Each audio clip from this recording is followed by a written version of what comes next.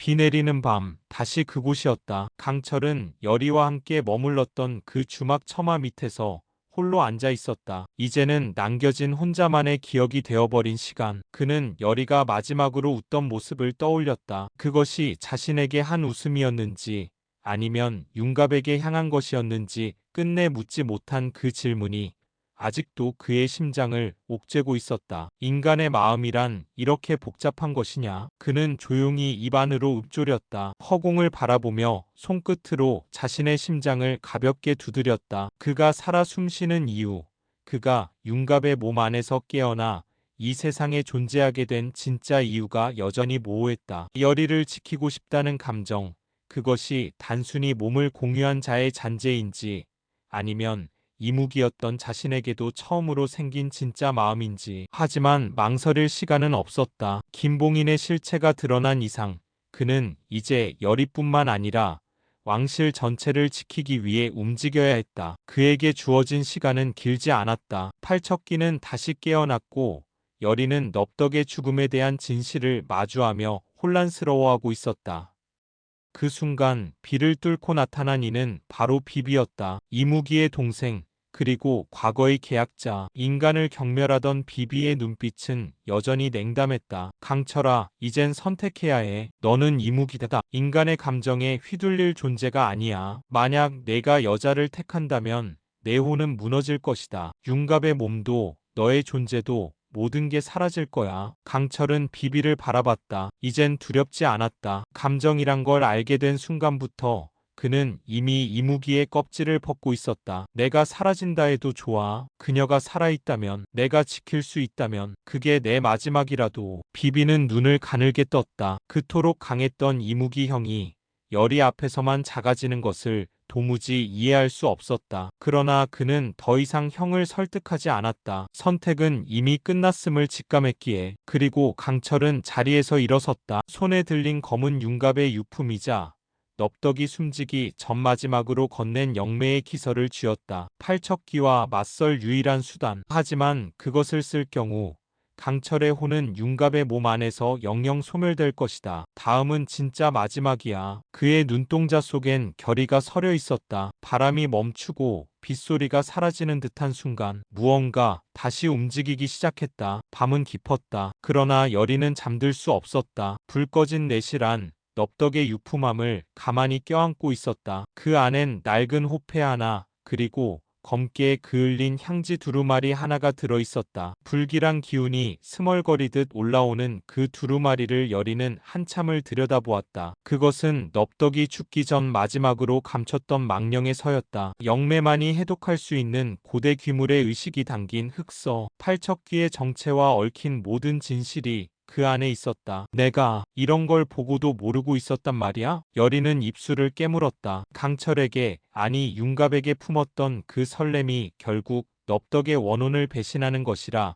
생각한 그날 밤 이후 그녀는 무너지고 있었다. 죄책감, 혼란, 그리고 미련. 하지만 지금 유품함 안에서 피어오르는 진실의 흔적들이 그녀를 다시 일으켜 세우고 있었다. 갑작스럽게 바람이 창을 때렸다. 그 바람에 두루마리가 펼쳐지며 그 안에서 문양이 살아 움직이기 시작했다. 열이는 넙덕의 유품을 다시 들여다보며 서서히 진실의 목소리에 귀를 기울였다. 팔척기는 이무기의 파편에서 태어난 것이다. 왕의 피를 삼키고 무녀의 혼을 탐하여 부활한다. 그를 부리는 자는 곧 신의 자리를 욕심낸 자. 왕실의 망령, 근기의 혼술은 지금도 숨쉬고 있다. 문장을 읽어내려갈수록 열이의 눈은 휘둥그레졌다. 팔척기는 단순한 저주받은 귀물이 아니었다. 왕실의 권력을 유지하기 위해 조작된 수백 년 전부터 이어진 음험한 혈통 재물 의식의 결과였다. 그 시작이 바로 김봉인, 왕 이정의 외조부였다. 그래서였어 풍산이 왜 그렇게 팔척기를 두려워하지 않았는지, 왜 김봉인이 수사에 저항했는지. 갑자기 온몸에 소름이 끼쳤다. 열이는 넙덕의 죽음을 떠올렸다. 이제 그녀는 알 수 있었다. 넙덕은 팔척기에게 희생된 것이 아니었다. 팔척기를 부리는 자, 김봉인,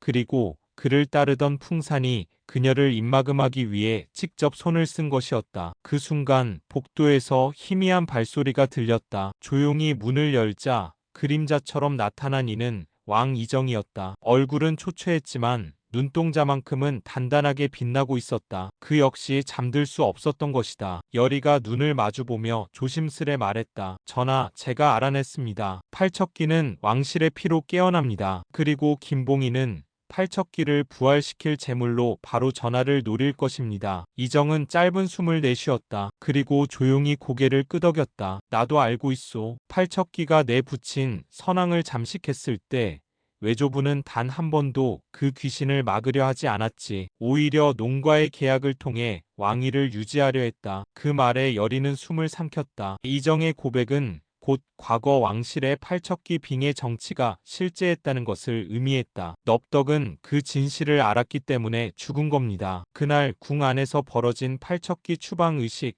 실상은 추방이 아니라 부활이었습니다. 넙덕은 마지막까지 그 의식을 막으려 했고 결국 김봉인의 손에 여리는 말을 잇지 못하고 고개를 숙였다. 이정 역시 입술을 굳게 다물었다. 그러다 조용히 물었다. 귀문을 열 수 있는 자는 이제 그대뿐이오. 무녀열이 그대가 기설을 해독하고 망령의 설을 되돌리기 전까지는 이 나라의 운명도 나의 목숨도 끝이라 생각하오. 여리는 가만히 고개를 끄덕였다. 전하, 제 손으로 끝을 보겠습니다. 이젠 더 이상 지켜보지 않겠습니다. 바로 그때 멀리 신당 쪽에서 끔찍한 포효가 들려왔다. 그것은 단순한 괴성이 아니었다. 팔척기가 깨어났음을 알리는 짐승의 울부짖음이자 곧 귀문이 다시 열릴 조짐이었다. 왕실의 번개가 쳤다. 여리는 재빠르게 두루마리를 말아들고 뛰어나갔다. 그녀의 눈빛은 더 이상 흔들리지 않았다. 밤하늘이 짙게 뒤집혔다. 땅이 울렸다. 그리고 신당, 귀문이 봉인된 그 자리 위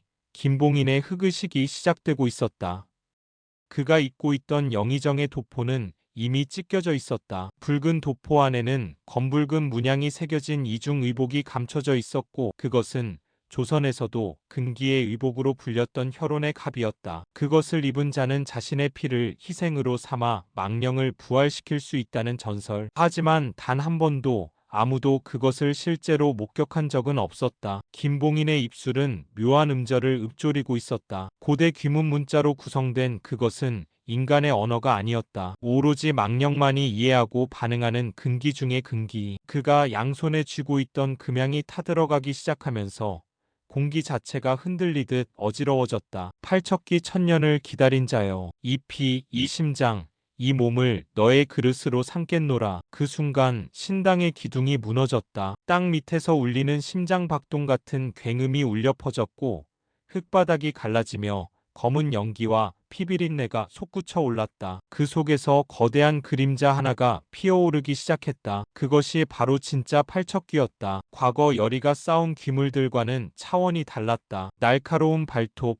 창처럼 뻗은 뼈, 사람 얼굴이 뒤엉킨 듯한 혼란스러운 외형. 그리고 그 중앙엔 김봉인의 목소리를 따라 움직이는 금양이 붉게 불타오르고 있었다. 이제 왕실은 내 것이 된다. 왕도 무녀도 이무기조차 모두 내가 만든 귀물의 발 아래 무릎 꿇게 될 것이다. 그 순간이었다. 하늘에서 번개가 갈라졌다. 그리고 그 아래 강철이 나타났다. 피범벅이 된 도포를 휘날리며 오른손에 무녀 넙덕의 영침도를 쥔 채였다. 팔척귀의 출현을 감지하고 가장 먼저 달려온 이가 바로 강철이었다. 그러나 그의 얼굴은 창백했고 몸은 갈라진 듯 피가 흐르고 있었다. 김봉인 인간이 되길 포기했구나. 강철의 목소리는 낮고 깊었다. 융갑의 몸이었지만 그 안에 깃든 이무기의 존재는 지금 그 누구보다도 명확했다. 내가 그토록 원하던 신의 자리가 바로 이런 피와 귀물의 위에 세워지는 것이냐? 김봉인은 강철을 보며 피식 웃었다. 이무기, 내가 아직 사라지지 않은 게 신기할 뿐이다. 넌 인간의 몸에 갇힌 환영일 뿐. 곧 귀문이 열리면